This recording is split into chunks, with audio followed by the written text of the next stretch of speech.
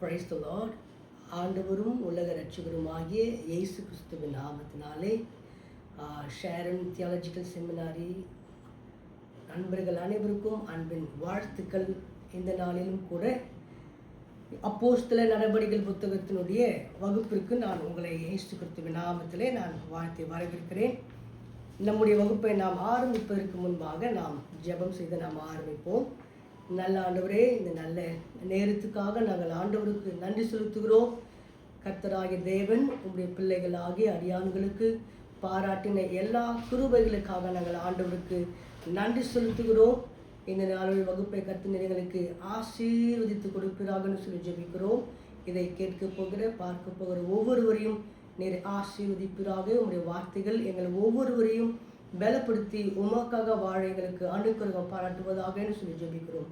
பரிசுத்த ஆவியானவர் எங்களோடு இடைப்படுவீராக என்று சொல்லி ஜெபிக்கிறோம். உடைய நாமத்தை மகிமைப்படுத்தும் பெரிய காரியம் செய்யும் இயேசு கிறிஸ்துவின் நாமத்தில் பிதாவே, ஆமென்.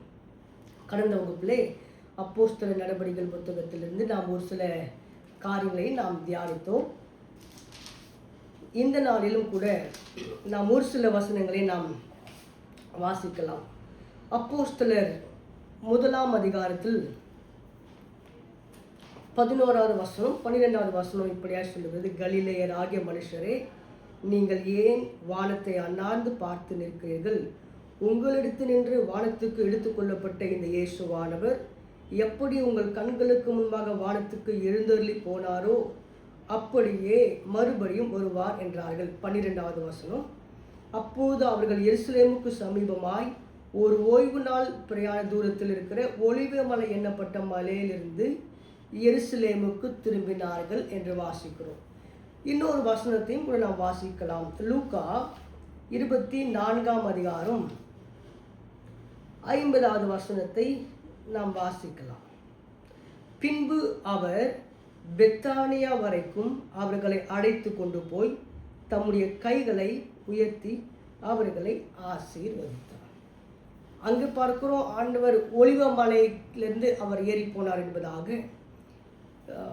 லூக்கால பார்க்கிறோம், பெத்தானி வரைக்கும் அவர்களை அழைத்து கொண்டு போய் தம்முடைய கைகளை உயர்த்தி அவர்களை ஆசீர்வதித்து பிற்பாடு அவர் என்ன பண்ணார்? அவர்களை விட்டு பிரிந்து பரலோகத்துக்கு எடுத்துக்கொள்ளப்பட்டார் என்பதாக நான் வாசிக்கிறோம். இங்கே ஒரு சின்ன ஒரு புவியியல் குழப்பம் ஜனங்களுக்கு ஒருவர் இருக்கலாம். இயேசு பெத்தானிலிருந்து எடுத்துக்கொள்ளப்பட்டாரா அல்லது ஒலிவ மலையிலிருந்து எடுத்துக்கொள்ளப்பட்டாரா அப்படின்ற ஒரு கேள்வி இருக்கலாம். இன்னைக்கு நான் உங்களுக்கு அதை புரிய வைக்கணும் அப்படின்னு நான் விரும்புகிறேன். ஆக்சுவலாக ஒலிவ மலை இப்படி இருக்கும். இதுதான் ஒலிவ மலை. இந்த ஒலிவ மலைக்கு கிழக்கில் இருக்கிறது பெத்தானி, மேற்கில் இருக்கிறது எருசலேம். இது வடக்கு, அது தெற்கு. இப்போ என்ன நடக்குதுன்னா, இந்த ஒலிவ மலையில் இருந்துதான் இயேசு என்ன பண்ணுறாரு? பரலோகத்துக்கு எடுத்துக்கொள்ளப்படுகிறார். இந்த பக்கம் பார்த்தீங்கன்னா பெத்தானி. இங்கே யார் இருக்கிறாங்க? லாசர் இருக்கார். இயேசு கலிலேயாவில் ஊழியம் செய்யும் போது என்ன பண்ணுவார்? லாசர் வீட்டுக்கு அப்படியே பெத்தானிலேருந்து ஏறி என்ன பண்ணுவார்? எருசலேமுக்கு போவார். இப்போது இந்த எருசலேமில் யார் இருக்காங்கன்னு பார்த்தீங்கன்னா, இந்த எருசலேம் கெனசரேத் பள்ளத்தாக்கு.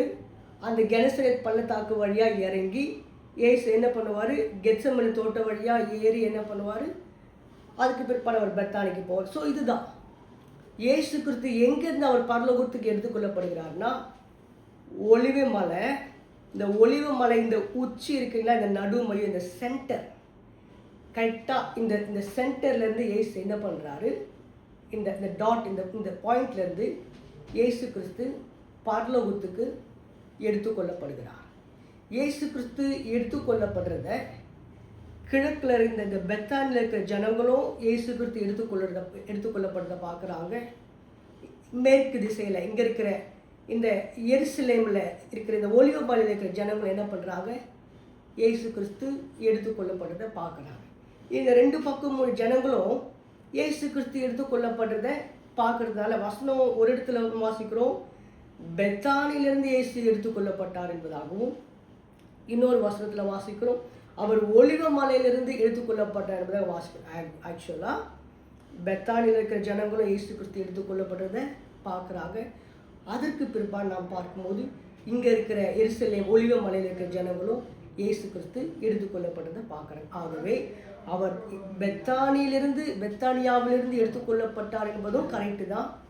ஒலிவ மலையிலிருந்து இயேசு கிறிஸ்து அவர் எடுத்துக்கொள்ளப்பட்டார் என்பதும் கரெக்டு தான். இதில் எந்த குழப்பமும் எந்த மாற்று கருத்தும் கிடையாது. நாம் இது தெளிவாக புரிஞ்சுக்கணும். ஓகேங்களா? அடுத்ததாக நாம் வாசிக்கிறோம் அப்போஸ்தலர் நடபடிகள் புத்தகத்துக்கு நாம் வந்துடலாம். இங்கே நாம் பார்க்குறோம் 8வது வசனத்தில், பரிசுத்த ஆவி உங்களிடத்தில் வரும்போது நீங்கள் பலனடைந்து எருசலேமிலும் யூதேயா முழுவதிலும் சமாரியாவிலும் பூமியின் கடைசி பரியந்தமும் எனக்கு சாட்சிகளாக இருப்பீர்கள் என்றார் என்பதாக வாசிக்கிறோம்.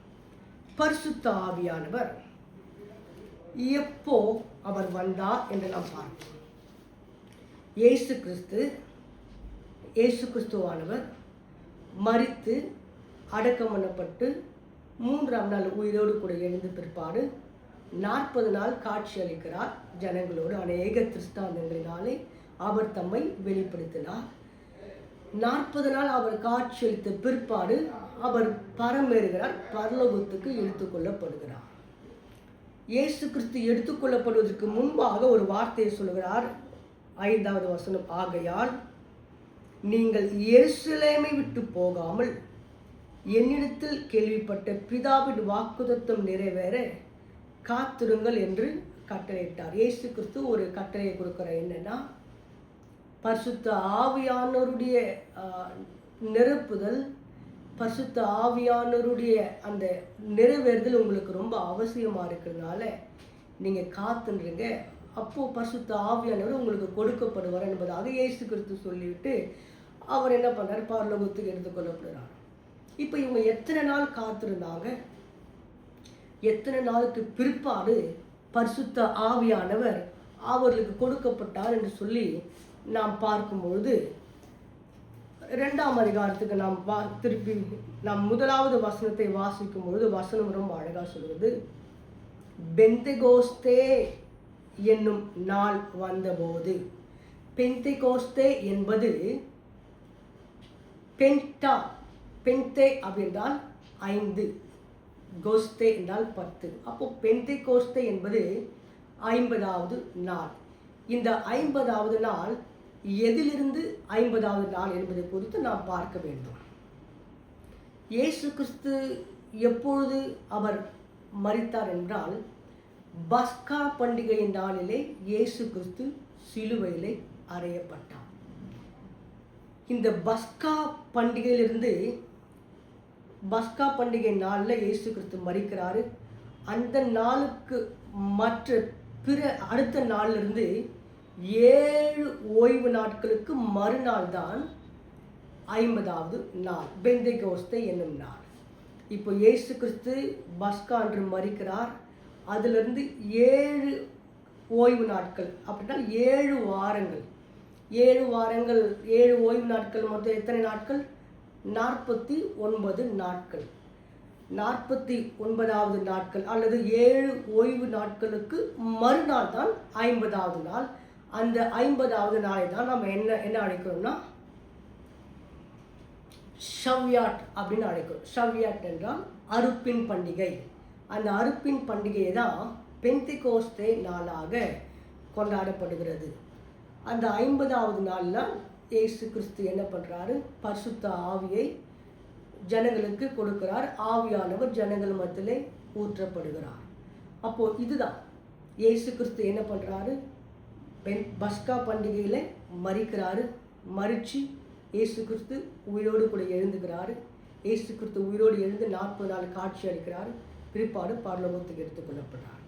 இந்த பெந்தெகோஸ்தே நாள் எத்தனை நாள், 50வது நாள் எப்படி வந்துச்சு அப்படின்னு தான் பார்த்தோம். இப்போ இயேசு கிறிஸ்து பரலோகத்துக்கு எடுத்துக்கொள்ளப்பட்ட பிற்பாடு எத்தனை நாட்கள் கழித்து இவர்களுக்கு பரிசுத்த ஆவியானவர் கொடுக்கப்பட்டார் என்று சொல்லி நாம் பார்க்க வேண்டும். அப்படி என்றால் இயேசு கிறிஸ்து எப்போ பஸ்கா பண்டிகை நாளில் மரிக்கிறார். மரித்து இயேசு கிறிஸ்து 3 நாள் பிறகு ஒரு ஓய்வு நாளில் அவர் உயிரோடு கூட எழுந்துக்கிறாரு. எழுந்து 40 நாள் ஜனங்களுக்கு காட்சி அளிக்கிறாரு. அதுக்கு பிற்பாடு பரலோகத்துக்கு எடுத்துக்கொள்ளப்படுறார். இங்கே நம்முடைய அட்டவணைப்படி, நம்முடைய கணக்கின்படி அல்ல, யூதர்களுடைய கணக்கின்படி இயேசு கிறிஸ்து மரித்து அந்த 3ஆம் நாள் உயிரோடு கூட எழுந்துக்கிறார் இல்லைங்களா? அந்த 3 நாளும் ஜனங்களுக்கு ஒரு உயிர் தெரிந்த பிற்பாடு ஒரு 40 நாள் அவர் காட்சி அளிக்கிறார் பார்த்தீங்களா? அந்த 40 நாளும் 3 நாள் ப்ளஸ் அந்த ஒரு 40 நாள், 43 நாளுக்கு பிற்பாடு இயேசு என்ன பண்ணுறாரு? பரலோகத்துக்கு எடுத்துக்கொள்ளப்படுறார். எப்படி 43 நாள் வருதுன்னு பார்த்தீங்கன்னா, அவர் அடக்கம் பண்ணப்பட்டு ஒரு 3ஆம் நாள் உயிரோடு கூட எழுந்துக்கிற அந்த 3 நாளும் யூதர்களுடைய கணக்கின்படி அந்த 3 நாளும் இயேசு கிறிஸ்து ஜனங்களுக்கு காட்சி அளித்த 40 நாளும் யூதர்கள் என்ன பண்ணுறாங்க? அதை கணக்கு எடுத்துக்கிறாங்க. அப்போ 43ஆவது நாளில் இயேசு கிறிஸ்து பரலோகத்துக்கு எடுத்துக்கொள்ளப்படுகிறார். எடுத்துக்கொள்ளப்பட்டு இப்போ 43 நாள் ஆயிடுச்சு. 50ஆவது நாளில் என்ன பண்ணுறாரு? பரிசுத்த ஆவியானவர் ஜனங்களுக்கு கொடுக்கப்படுகிறார். அப்போது இயேசு கிறிஸ்து பரமேறின 7 நாளுக்கு அப்புறம் 50ஆவது நாள் வருது. அந்த 50ஆவது நாளில் தான் என்ன பண்ணுறாரு? இயேசு கிறிஸ்து இந்த பூமியிலே பரிசுத்த ஆவியானவரை ஜனங்களுக்கு தந்தருளுகிறார். இதை நாம் புரிந்து கொள்ள வேண்டும். அதுதான் நாம் இங்கே வாசிக்கிறோம். பெந்தைகோஸ்தே என்னும் நாள் வந்தபோது அவர்கள் எல்லாரும் ஒருமனப்பட்டு ஓரிடத்தில் வந்திருந்தார்கள். அப்போது பலத்த காற்று அடிக்கிற முழக்கம் போல வானத்திலிருந்து சடுதியாய் ஒரு முழக்கம் உண்டாகி அவர்கள் உட்கார்ந்திருந்த வீடு முழுவதையும் நிரப்பி. இந்த 50ஆவது நாளில் இயேசு கிறிஸ்து என்ன பண்ணுறாரு? அவர்களுக்கு இடத்துல பரிசுத்த ஆவியானவரை தந்தருளுகிறார். பரிசுத்த ஆவியானவர் அவர்கள் மத்தியிலே பலமாக இறங்கி கிரியை நடப்பிக்கிறார். இப்போது உங்களுக்கு இந்த வரலாற்று பின்னணி, இந்த சரித்திரம் புரிந்திருக்கும் அப்படின்னு நான் நம்புகிறேன். முதலாவது நம்ம பெத்தானியாவில் இருந்து இயேசு கிறிஸ்து எடுத்துக்கொள்ளப்பட்டார் அப்படின்னு ஒரு வசனமும் வாசிக்கிறோம். இன்னொரு வசனம் இல்லை, ஒலிவ மலையிலிருந்து தான் இயேசு கிறிஸ்து எடுத்துக்கொள்ளப்பட்டார் அந்த வசனத்தை வாசிக்கிறோம்.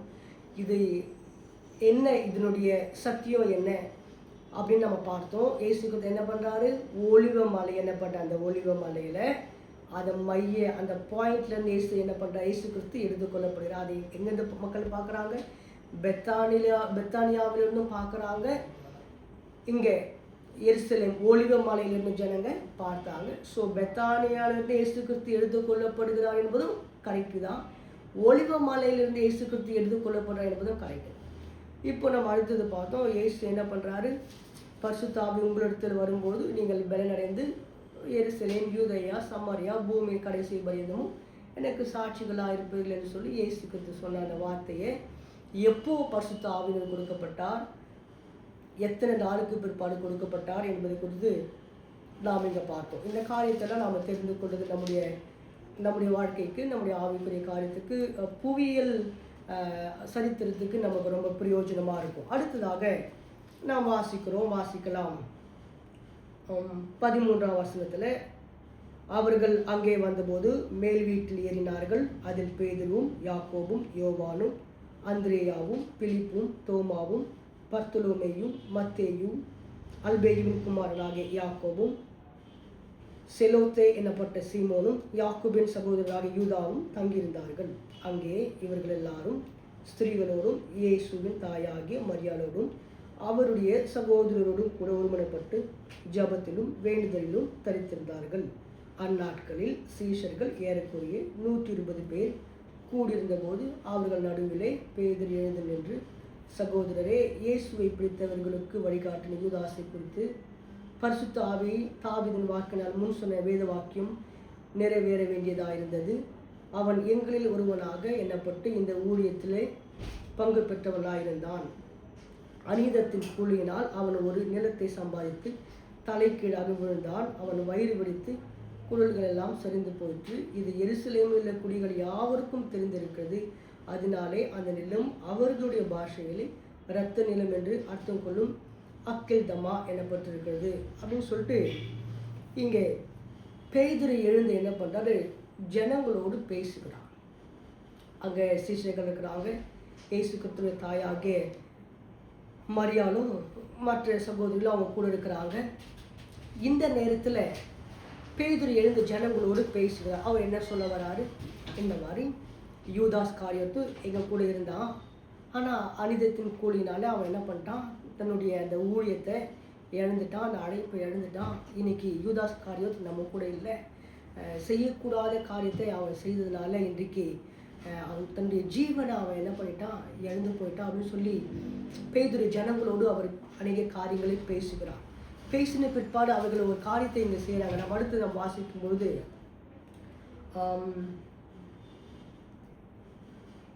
23ஆம் வசனத்தில் நாம் வாசிக்கும் பொழுது, அப்பொழுது அவர்கள் யுஸ்து என்னும் மறுநாமம் உள்ள பர்சபா என்னப்பட்ட யோசேப்பும் மத்தியாவும் ஆகிய இவ்விரண்டு பேரையும் நிறுத்தி, எல்லாருடைய இருதயங்களையும் அறிந்திருக்கிற கர்த்தாவே, யூதாஸ் என்பவன் தனக்குரிய இடத்துக்கு போகும்படி எழுந்து போன இந்த ஊழியத்திலும் இந்த அப்போஸ்தல பட்டத்திலும் பங்கு பெறுவதற்காக இவ்விரண்டு பேரில் தேவரீர் தெரிந்து கொண்டவனை எங்களுக்கு காண்பித்தருளும் என்று ஜெபம் பண்ணி, பின்பு அவர்களை குறித்து சீட்டு போட்டார்கள். சீட்டு மத்தியாவின் பேருக்கு விழுந்தது. அப்பொழுது அவன் 11 அப்போஸ்தலருடனே சேர்த்து கொள்ளப்பட்டான். இங்கே என்ன செய்கிறாங்கன்னா, 12 அப்போஸ்தலர்கள், 12 சீஷர்கள், அவர்களில் ஒருவனாகி யூதாஸ் காரியத்து இயேசு கிறிஸ்துவை காட்டி கொடுத்த அந்த குற்ற மனசாட்சி நிமித்தமாக அவன் நாண்டு கொண்டு அவன் மரித்து போனான் என்பதாக நாம் வேதத்தில் வாசிக்கிறோம்.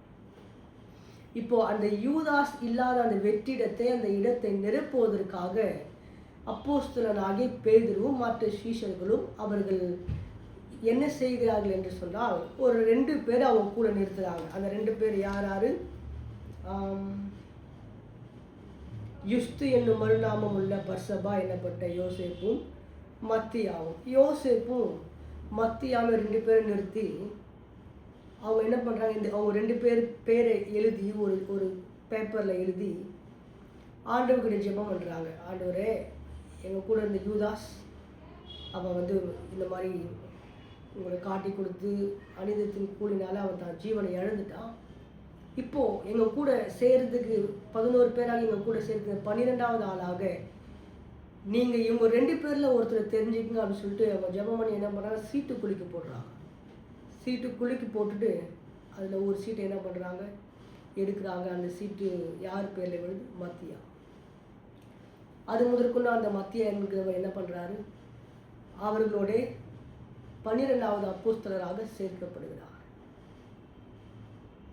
இங்கே ஒரு கேள்வி எழும்பும். அவங்களா 2 பேரை எழுதுகிறாங்க. 2 பேரை எழுதிட்டு ஜெபம் பண்ணி குலுக்கி போடுறாங்க. எப்படியோ எழுதுனது 2 பேர் தான், 2 பேப்பர் தான். குலுக்கி போட்டால் யாராச்சும் ஒருத்தர் பேர் கண்டிப்பாக வந்தே ஆகணும்.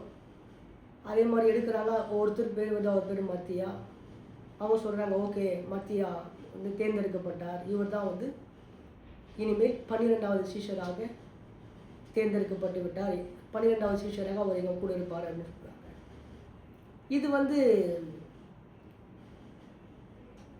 நம்முடைய அழைப்பு குறித்து பார்க்கும் பொழுது இது சரி என்று பார்த்தோம்னு சொன்னால், ஆண்டவர் தேர்ந்தெடுக்கலாம் மத்தியாவை. மத்தியாவுடைய பெயரை ஆண்டவர் தான் சொன்னாரா, ஆண்டவர் பரிசீலித்தாரான்னா ஆண்டவர் சொல்லலை. இவர்களாக ஒரு 2 நபரை தேர்ந்தெடுக்கிறாங்க. தேர்ந்தெடுத்து அவங்க 2 பேரை மட்டும் எழுதுறாங்க. வேறு யார் பேரையும் எழுதலை, இல்லை ஒரு எம்டி பேப்பரையும் கூட அவங்க போட்டு குலுக்கி போடல. எழுதுறது 2 பேர், 2 பேரும் குலுக்கி போட்டு ஒரு சீட் எடுக்கிறாங்க. அது மத்தியாவின் பேரில் இருந்தது. ஓகே, அவங்க மத்தியாவை தேர்ந்தெடுத்துட்டாங்க, இருக்கட்டும். இப்போ இந்த மத்தியா என்ன ஊழியம் செஞ்சார்? அப்போஸ்தலர்களோடு சேர்ந்து எந்த நாட்டுக்கு, எந்த பட்டணத்துக்கு போனார்? கர்த்தருக்காக என்னத்தை பிரசங்கித்தார்? கர்த்தருடைய நாமத்திற்காக எத்தனை சவால்களை சந்தித்தார்? எத்தனை ஊழியத்தை ஸ்தாபித்தார்? அப்படின்னா எதுவுமே கிடையாது. அடுத்து நீங்கள் மத்தியாவை குறித்து பார்ப்பீங்கன்னா வேதாந்தத்தில் எங்கேயுமே மத்தியாவை குறித்து நான் பார்க்க முடியும். ஸோ இதிலிருந்து நாம் என்ன தெரிஞ்சுக்கணும் அப்படின்னா, இந்த 12வது நபராக அல்லது 12வது சீஷனாக சீஷர்கள் தேர்ந்தெடுத்த மத்தியாவை இயேசு கிறிஸ்து தேர்ந்தெடுக்கவில்லை. அவர்களாகவே தங்களுக்கென்று தேர்ந்தெடுத்தவர் தான் இந்த மத்தியா. ஆனால் ஒரு உண்மை என்னென்று நாம் பார்க்கும்போது, 11 சீஷர்கள் தான் அந்த 11 சீஷர்களோடு ஒரு சீஷனை அல்லது ஒரு அப்போஸ்தலனை கர்த்தராகவே தேர்ந்தெடுக்கிறார். அவர் யார் என்று நமக்கு நன்கு தெரியும். அப்போஸ்தலர் 9ஆம் அதிகாரத்திலே பார்க்கும்போது சவுல் என்று சொல்லப்பட்ட பவுலானவர். அவர் சபைகளை துன்பப்படுத்தினவர். கிறிஸ்துவுக்கு எதிராயும் கர்த்தருவின் நாமம் தரிக்கப்பட்ட கிறிஸ்தவ பிள்ளைகளுக்கு எதிராகவும் செயல்பட்டவர். கிறிஸ்தவர்களை அழித்து துன்புறுத்தத்தக்க ஒரு மிகவும் கிறிஸ்தவர்கள் மேலே ஒரு கடும் கோபம் என்று கூட சொல்லலாம். அது கிறிஸ்தவர்கள் மேலே அவருக்கு ஒரு வெறுப்பு என்று கூட நாம் சொல்லலாம். அப்படிப்பட்ட ஒரு மனுஷன் அப்போஸ்தலர் 9ஆம் அதிகாரத்தை நாம் வாசிக்கும் பொழுது நாம் வாசிக்கிறோம். அப்போஸ்தலர் 9ஆம் அதிகாரத்தை நாம் திருப்பிக் கொள்ளலாம். 1வது வசனம், சவுல் என்பவன் இன்னும் கர்த்தருடைய சீஷரை பயமுறுத்தி கொலை செய்யும்படி சீறி பிரதான ஆசாரியரிடத்திற்கு போய் இந்த மார்க்கத்தாராகிய புருஷரையாகிலும் ஸ்திரீகளையாகிலும் தான் கண்டுபிடித்தால் அவர்களை கட்டி எருசலேமுக்கு கொண்டு வரும்படி தமஸ்குவில் உள்ள ஜெபாலயங்களுக்கு நிருபங்களை கேட்டு வாங்கினான். அவன் பிரயாணமாய் போய் தமஸ்குவுக்கு சமீபித்த போது சடுதியிலே வானத்திலிருந்து ஒரு ஒளி அவனை சுற்றி பிரகாசித்தது. அவன் தரையிலே விழுந்தான். அப்பொழுது, சவுலே சவுலே, நீ என்னை ஏன் துன்பப்படுத்துகிறாய் என்று தன்னுடனே சொல்லுகிற ஒரு சத்தத்தை கேட்டான். அதற்கு அவன், ஆண்டவரே, நீ யார் என்றான். அதற்கு கர்த்தர், நீ துன்பப்படுத்துகிற இயேசு நானே, முள்ளில் உதைக்கிறது உனக்கு கடினமாம் என்றான். இந்த சவுல் என்பவன் அவன் அதிகாரிகளிடத்திலிருந்து நிருபங்களை வாங்கிக்கணும். என்ன நிருபம்? இந்த மாதிரி நான் கிறிஸ்தவர்களை பார்த்தா, ஊழியர்களை பார்த்தா, சீஷர்களை அப்போஸ்தலரை பார்த்தா நான் அடித்து அவங்களை துன்பப்படுத்தி அவங்களை சிறைச்சாலை போடுறது எனக்கு பெர்மிஷன் கொடுங்க, அனுமதி கொடுங்கன்னு சொல்லி அவன் அனுமதி கடிதத்தோடு அவன் புறப்பட்டு செல்லுகிறான். அவன் போகிற வழியிலே இயேசு கிறிஸ்துவானவர் அவனை சந்திக்கிறார். அப்படியே அவன் தரையிலே அவன் விழுறான். ஒரு ஒளியை பார்க்குறான். அந்த ஒளியிலிருந்து கர்த்தர் பேசுகிறார். சவுலே சவுலே, நீ ஏன் என்னை துன்பப்படுத்துகிறாய்? நீங்கள் யார் ஆண்டவர்னு கேட்கும்போது ஆண்டவர் சொல்கிறாரு, நீ துன்பப்படுத்துகிற இயேசு நானே, முள்ளில் உதைக்கிறது உனக்கு கடினமாம் என்றார்.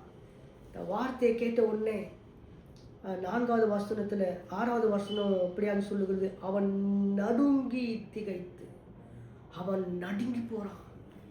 அவன் எவ்வளோ தைரியமா, எவ்வளோ ஒரு ஒரு ஒரு வைராக்கியத்தோடு கிறிஸ்தவரை துன்பப்படுத்துவதற்காக அவன் புறப்பட்டு சென்றானோ, இப்போது அந்த சவுல் அவன் நடுங்கி திகைக்கிறதை நாம் பார்க்கிறோம்.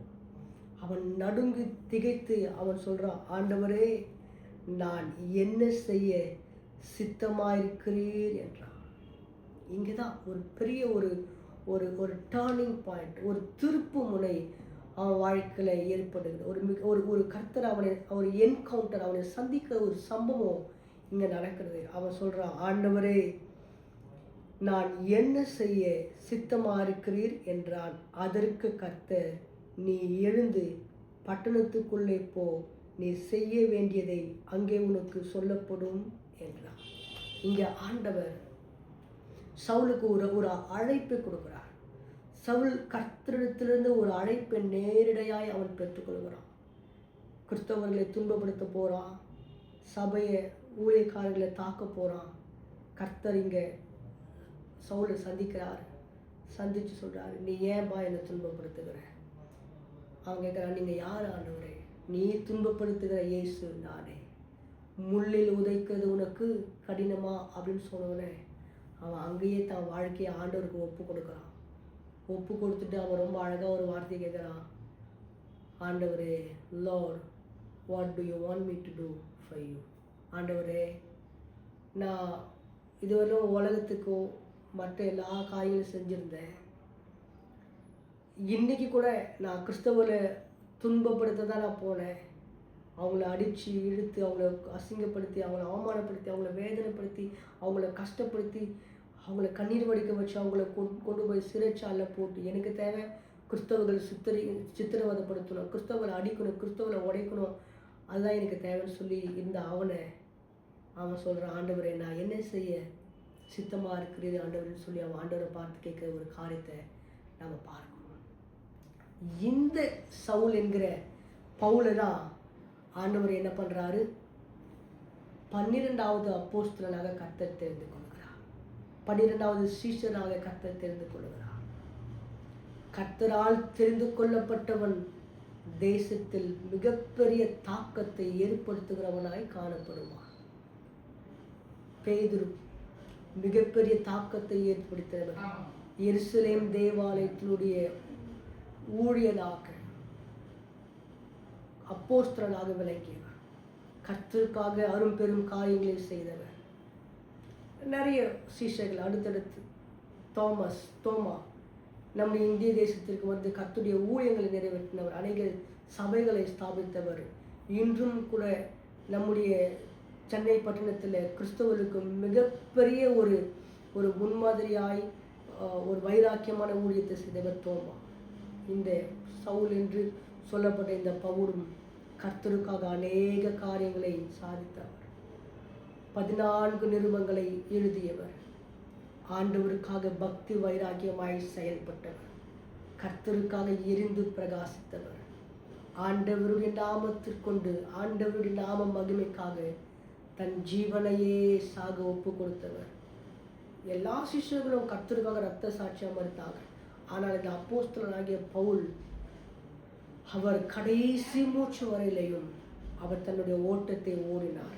கர்த்தருக்காக எல்லா சூழ்நிலையிலையும் அவர் தன்னை அர்ப்பணித்து கொண்டு கர்த்தருடைய ஊழியத்தை மிக நேர்த்தியாய், உண்மையாயும், உத்தமமாயும், நேர்மையாய் கர்த்தருடைய ஊழியத்தை செய்தார். என்னை கேட்டுக்கொண்டிருக்கிறவர்களே, இங்கே நாம் என்ன கற்றுக்கொள்கிறோம் அப்படின்னா, ஆண்டவரால் தெரிந்து கொள்ளப்பட்டவர் இந்த 12வது அப்போஸ்தலனாகிய பவுல் கர்த்தரால் வல்லமையாய் பயன்படுத்தப்பட்டவர். கர்த்தருக்காக எரிந்து பிரகாசித்தவர். ஆண்டவரின் நாம மகிமைகின்ற அநேக அற்புதங்களை அதிசயங்களை செய்தவர். உலகத்தின் பல்வேறு பகுதிகளுக்கு சென்று இயேசுவே கிறிஸ்து என்று சொல்லி தைரியமாய் பிரசங்கித்தவர் தான் இந்த அப்போஸ்தலனாகிய பவுல். அவர்தான் 12வது அப்போஸ்தலன்.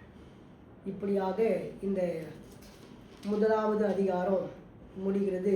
2ஆம் அதிகாரத்தில் நாம் வாசிக்கும் பொழுது, 2ஆம் அதிகாரத்துக்கு வந்துடலாம். அப்போஸ்தலர் 2ஆம் அதிகாரம். பெந்தெகொஸ்தே என்னும் நாள் வந்தபோது அவர்கள் எல்லாரும் ஒருமனப்பட்டு ஓரிடத்தில் வந்திருந்தார்கள். அப்போது பலத்த காற்று அடிக்கிற முழக்கம் போல வானத்திலிருந்து சடுதியாய் ஒரு முழக்கம் உண்டாகி அவர்கள் உட்கார்ந்திருந்த வீடு முழுவதையும் நிரப்பிற்று. அல்லாமலும் அக்கினிமயமான நாவுகள் போல பிரிந்திருக்கும் நாவுகள் அவர்களுக்கு காணப்பட்டு அவர்கள் ஒவ்வொருவர் மேலும் வந்து அமர்ந்தது. அவர்கள் எல்லாரும் பரிசுத்த ஆவியினாலே நிரப்பப்பட்டு ஆவியானவர் தங்களுக்கு தந்தொருளின வரத்தின்படியே வெவ்வேறு பாஷைகளிலே பேச தொடங்கினார்கள். வானத்தின் கீழ் இருக்கிற சகல தேசத்தாரிலும் இருந்து வந்த தேவ பக்தியுள்ளவர்கள் அப்போது எருசலேமிலே வாசப்படுவார்கள். நாம் ஆரம்பத்தில் சொன்ன மாதிரியே 120 பேர் இவர்கள் எல்லாரும் என்ன பண்ணுறாங்க? மேல் வீட்டாரையிலே கூடி ஜெபித்து கொடுக்குறாங்க. ஆண்டவர் சொல்லிட்டாரு, நீங்கள் எல்லாரும் என்ன பண்ணுங்க, எருசலேமை விட்டு போகாமல் எருசலேமில் வாக்குத்தத்தம் நிறைவேற காத்திருங்கள் அப்படின்னு சொன்னார். இவங்க எல்லாரும் எருசலேமில் காத்துருக்காங்க, ஜபத்தோடு வேண்டுதலோடு காத்துருக்குறாங்க. பெந்தேகோஸ்தே என்னும் நாளாகிய அந்த 50வது நாளிலே அவர்கள் ஒருமனப்பட்டு ஜெபித்து கொண்டிருந்த வேளையிலே அப்பொழுது பலத்த காற்று அடிக்கிற முழக்கம் போல வானத்திலிருந்து சடுதியாய் ஒரு முழக்கம் உண்டாகி அவர்கள் உட்கார்ந்த வீடு முழுவதும் நிரப்பெற்று ஒரு மிகப்பெரிய ஒரு முழக்கம், ஒரு மிகப்பெரிய ஒரு சத்தம் வானத்திலிருந்து. அந்த சத்தம், அந்த முழக்கம் அவங்க உட்கார்ந்து அந்த வீடு முழுவதும் அந்த 120 பேரையும் நிரப்பெற்று அக்கினிமயமான நாவுகள் போல பிரிந்திருக்கும் நாவுகள் அவர்களுக்கு காணப்பட்டு அந்த அக்கினிமயமான நாவு ஒவ்வொரு மேலே வந்து அமர்ந்து 120 பேர். அவங்களாம் ஒரே இடத்தை சார்ந்தவங்களோ ஒரே ஊரை சார்ந்த ஜனங்க கிடையாது. உலகத்தின் பல்வேறு பகுதிகளிலே இருந்து வந்த ஜனங்கள். அந்த ஜனங்கள் எல்லாரும் கூடி ஜெபித்து கொண்டிருக்கிற வேளையில அவர்கள் எல்லாரையும் பரிசுத்த ஆவியானவர் நிரப்புறார். 120 பேர் இருக்கிறாங்க. 120 பேரும் ஒரே பாஷையானவங்க கிடையாது, வெவ்வேறு பாஷைகளை பேசுகிற. வசனம் அடுத்து நீங்கள் வாசிக்கும் போது வசனம் சொல்லுது அவங்க எங்கேருந்துலாம் வந்தாங்களா?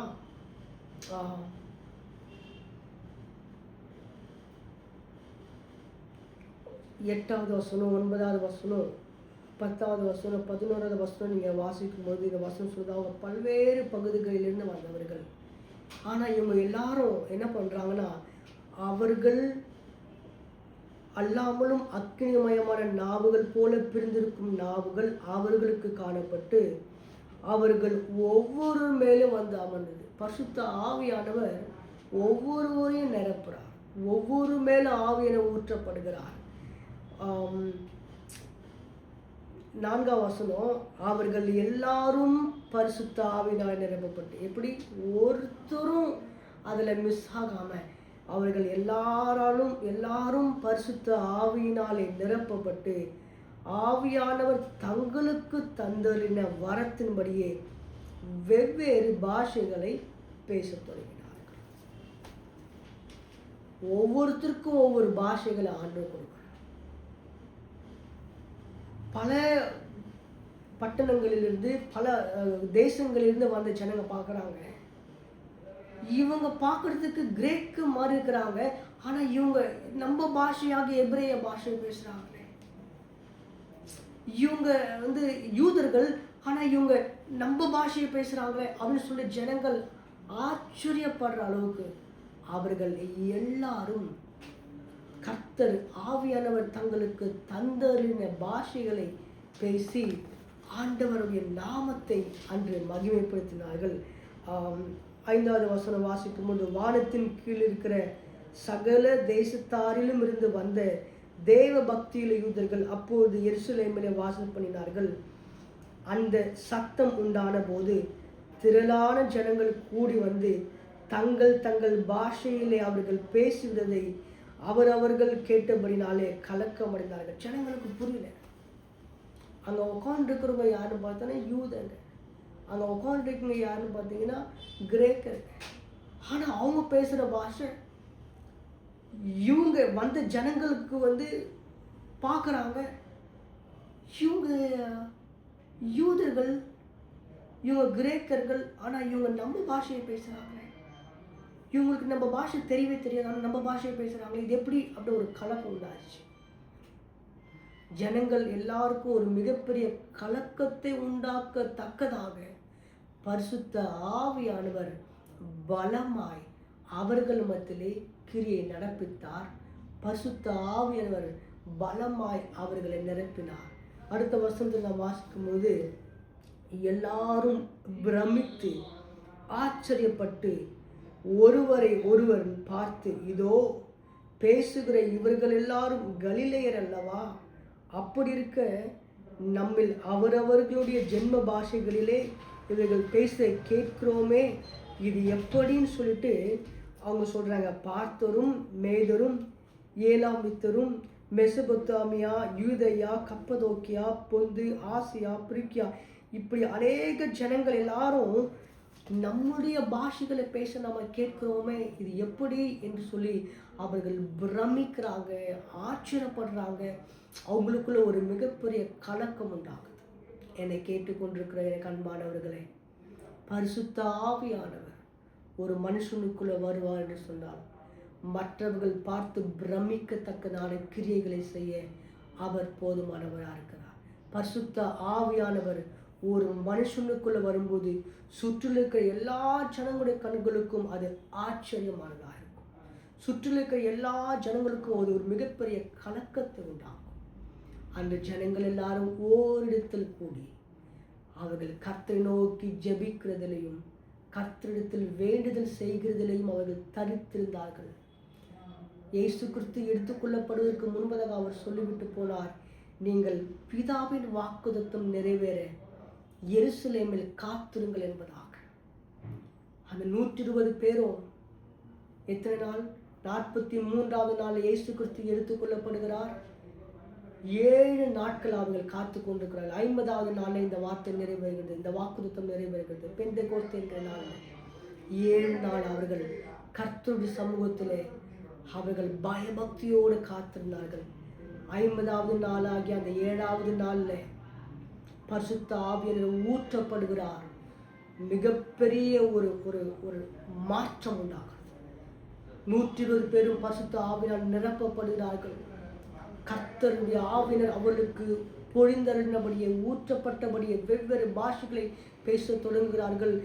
மிகப்பெரிய ஒரு ஒரு எழுப்புதல் அங்கே உண்டாகிறது நம்மால் பார்க்க முடியும்.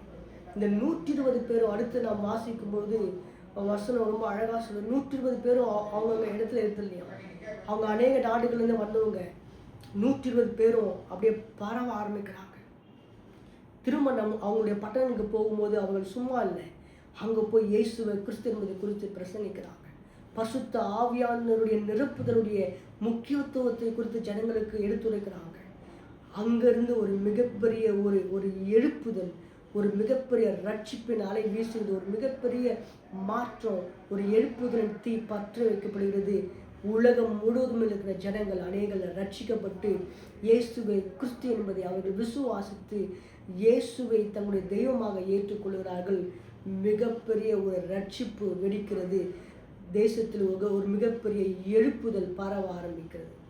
எனக்கு அன்பான தேவ ஜனங்களே, நாமும் கூட காத்திருக்கும் போது கர்த்தருடைய சமூகத்தில் வேண்டுதலோடு கர்த்தரை நோக்கி நாம் வேண்டிக் கொள்ளும் போது அவர் நாம் நினைப்பதற்கும் வேண்டிக் கொள்வதற்கும் அதிகமாய் செய்த தேவனாமே.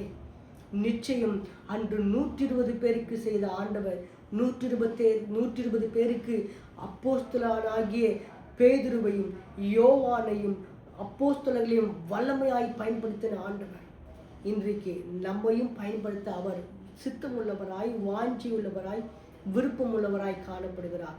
நாம் செய்ய வேண்டிய ஒரு காரியம், நாம் காத்திருக்க வேண்டும். கர்த்தருடைய சமூகத்தில் கர்த்தருக்கு காத்திருக்கிறவர்களோ புது பலனடைந்து கழுகுகளைப் போல சட்டைகள் அடித்து அவர்கள் உயர எழும்புகிறார்கள்.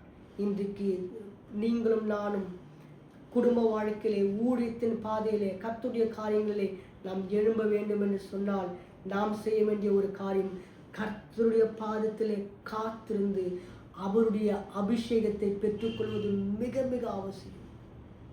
நம்முடைய வாழ்க்கையில் எது இல்லைனாலும் பரவாயில்ல, ஆனால் அந்த அபிஷேகம் இருக்கிற பட்சத்தில் அந்த அபிஷேகம் நம்முடைய தலையை உயர்த்தும். அந்த அபிஷேகம் நம்மை வாழ வைக்கும். அந்த அபிஷேகம் நம்மை கொண்டு தேசத்தில் அரும்பெரும் காரியங்களை செய்ய வைக்கும். அந்த அபிஷேகம் ஒவ்வொரு கிறிஸ்தவனுக்கும் அவசியம். ஆகவே அந்த அபிஷேகத்துக்காக நாம் காத்து கொண்டிருப்போம், வாஞ்சிப்போம், ஜெபிப்போம். கர்த்தரிடத்திலிருந்து நாம் பெற்றுக்கொள்வோம். இவர்கள் எல்லாரும் கர்த்தரிடத்திலிருந்து அவர்கள் பெற்றுக்கொண்ட அபிஷேகத்தை அவங்க அப்படியே அந்த அபிஷேகத்தை அவங்க அணைத்து போடல, அந்த அபிஷேகத்தை அனல் மூட்ட ஆரம்பித்தாங்க. பல்வேறு பட்டணங்களுக்கு போய் கர்த்தருடைய வார்த்தையை பிரசங்கம் பண்ண ஆரம்பித்தாங்க. இயேசுதான் கிறிஸ்துன்னு சொல்லி தைரியமாக போல்டாக பேச ஆரம்பித்தாங்க. எப்போ தெரியுமா ஒரு மனுஷனுக்குள்ள தைரியம் வரும்? ஒரு கிறிஸ்தவனுக்கு, ஒரு ஊழியக்காரனுக்கு பரிசுத்த ஆவியானவர் உள்ளே இருக்கும்போது அவன் பலனடைந்து அவன் சாட்சியுள்ளவனாய் காணப்படுவான்னு சொல்லி தான் வசனம் சொல்லுவது. ஆகவே நம்ம காத்து கொண்டிருப்போம், ஜெபிப்போம், பரிசுத்த ஆவியானவரை வாஞ்சிப்போம். பரிசுத்த ஆவியானவரை பெற்றுக்கொண்டு தேசத்தில் வசனம் சொல்லுதுங்களா, அப்போஸ்தலர் என்ன பண்ணாங்களாம், உலகத்தை கலக்குனாங்களாம். அப்போ இன்னைக்கு நாமளும் ஆண்டவர் நாம மகிமைக்கின்ற கர்த்தருடைய நாமத்திற்கு வந்த பிள்ளைகளாக நாமும் உலகத்தை கலக்கணும். கர்த்தருக்காக பெரிய பெரிய காரியங்களை செய்யணும், அற்புதங்களை அதிசயங்களை செய்யணும், கர்த்தர் நாம மகிமைக்கென்று நம்ம ஊழியங்களை செய்யணும்னு சொன்னால் நமக்கு தேவையானது பரிசுத்த ஆவியானுடைய அபிஷேகம் ரொம்ப அவசியமாக இருக்குது. நம்ம காத்திருப்போம், பெற்றுக்கொள்வோம். கர்த்தருக்காக வருகிற நாட்களில் தேசத்தில் பெரிய பெரிய காரியங்களை சாதிப்போம். நம்ம தொடர்ந்து அடுத்த வகுப்பில் மற்ற வசனங்களை நாம் அடுத்தடுத்து நம்ம தியானிப்போம். ஆகவே இன்னைக்கு இந்த நாளில் இந்த வகுப்பில் நம்ம கற்றுக்கொள்கிற மிக முக்கியமான ஒரு காரியம் என்னென்னா, அபிஷேகம் இல்லாமல் நம்மளால் வாழ்க்கை வாழவும் முடியாது, அபிஷேகம் இல்லாமல் நம்மளால் ஊழியம் செய்ய முடியாது, அபிஷேகம் இல்லாமல் எந்த ஒரு காரியத்தையும் நம்மளால் சாதிக்க முடியாது. நம்முடைய சுயபலத்தால் எவ்வளோ நாட்கள் ஓட முடியும் இல்லைங்களா? சுயபலத்தினால எவ்வளோ நாட்கள் தான் நம்முடைய காரியம் செய்ய முடியாது. நம்முடைய சரீரத்தில் நாம் பலவீனம் உள்ளவர்களாக இருந்தாலும் ஆவியான நமக்குள் இருக்கிற பட்சத்தில் பலவீனன் பலவான் என்று சொல்லுவானாக என்று வேதத்தில் வாசிக்கிறோம். ஆகவே நம்மை பலப்படுத்த ஆவியானவர் நம்ம கூட இருக்கிறார். நாம் ஜெபிப்போம், ஆவியானவருக்கு இடம் கொடுப்போம், ஆவியானவர் நம்மை நடத்த நம்மை அர்ப்பணித்துக் கொள்வோம். ஆவியானவர் நம்மை கொண்டு தேசத்தில் பெரிய காரியம் செய்ய அவர் போதுமானவராக இருக்கிறார். நாம் ஜெபிக்கலாம். நல்ல ஆண்டவரே, இந்த நல்ல நேரத்துக்காக நாங்கள் ஆண்டவருக்கு நன்றி செலுத்துகிறோம். அப்போஸ்தலர் 1ஆம் அதிகாரம் 2ஆம் அதிகாரத்துடைய முதல் பகுதியில் அநேக காரியங்களை கர்த்தருடைய ஆவியானவர் தாமே எங்களுக்கு கர்த்தாவை கற்றுக்கொண்டு கற்றுக் கொடுத்து கிருபைக்காக உமக்கு ஸ்தோத்திரம். கற்றுக்கொண்ட எங்களை அனைவரையும் கர்த்தரை ஆசீர்வதிப்பராக. இதை பார்த்து கொண்டிருக்கிற கேட்டுக்கொண்டிருக்கிற ஒவ்வொருவரையும் கூட ஆவியானவர் தாமே நீரை பலப்படுத்துகிறார்கள் சொல்லி நாங்கள் ஜெபிக்கிறோம். நாங்கள் வாசித்தது போல் அப்போஸ்தலர் 2ஆம் அதிகாரத்தில் எல்லாரும் அவங்க 120 பேர் எல்லாரும் ஒவ்வொரு இடத்துல கூடி ஆண்டவரை ஜெபித்து கொண்டிருந்த வேளையிலே ஆவியானவர் அக்கினிமயமான நாவுகள் போல அவர்கள் மேல் இறங்கி அவர்கள் ஒவ்வொருவரும் தொட்டுனாலே அவர்கள் எல்லாரும் பரிசுத்த ஆவியினால் நிரப்பப்பட்டு தங்களுக்கு கொடுத்ததுபடி வெவ்வேறு பாஷைகளை பேசினார்கள் வாசிக்கிறோமே. ஆண்டவரை எங்களையும் நாங்கள் அர்ப்பணிக்கிறோம். ஆவியானவர் நீர் அவர்களை ஆண்டவரை ஆட்கொண்டது போல அவர்களை நிரப்பினது போல எங்களையும் ஆட்கொண்டு எங்களையும் நீர் நிரப்புகிறாக. ஆண்டவர் எங்களுக்கும் ஆவியானவரை பொழிந்தொருவராக சொல்லி ஜெபிக்கிறோம். அவர்கள் அபிஷேகத்தை பெற்றுக்கொண்ட பிற்பாடு எப்படி பல்வேறு இடங்களுக்கு பரம்பி சென்று உம்முடைய ஊழியத்தை நிறைவேற்றி இயேசுவை கிறிஸ்து என்று சொல்லி தைரியமாய் பிரசங்கித்தார்கள். அதற்கு போல நாங்களும் கர்த்தாவே இந்த நாட்களில் ஆண்டவர் எங்களுடைய தேசங்களிலேயும் பட்டணங்களிலேயும் கிராமங்களிலேயும் சென்று ஆண்டவர் இயேசுவை கிறிஸ்து என்பதை குறித்து நாங்கள் பிரசங்கிக்க தேவையான அபிஷேகத்தையும் தேவையான பலனையும் தேவையான தைரியத்தையும் தேவையான வைராக்கியத்தையும் ஆவியானவர் எங்களுக்கு தந்தொருவராக சொல்லி நாங்கள் ஜெபிக்கிறோம் தகப்பனே. ஆண்டவரை இதை பார்த்து கொண்டிருக்கிற கேட்டுக்கொண்டிருக்கிற ஒவ்வொரு ஆசீர்வதித்து உம்முடைய அபிஷேகத்தில் நீர் நிரப்புவதாக சொல்லி ஜெபிக்கிறோம். நாம மாத்திரம் தொடர்ந்து மகிமைப்படட்டும். நீர் ஆளுகை செய்யும் துதிக மகிமை எல்லாம் நமக்கு செலுத்துகிறோம். எங்கள் ஆண்டவராக இயேசு கிறிஸ்துவின் நாமத்தில் ஜெபிக்கிறோம் எங்கள் ஜீவனுள்ள நல்ல பிதாவே. ஆமென். ஆமென். God bless you.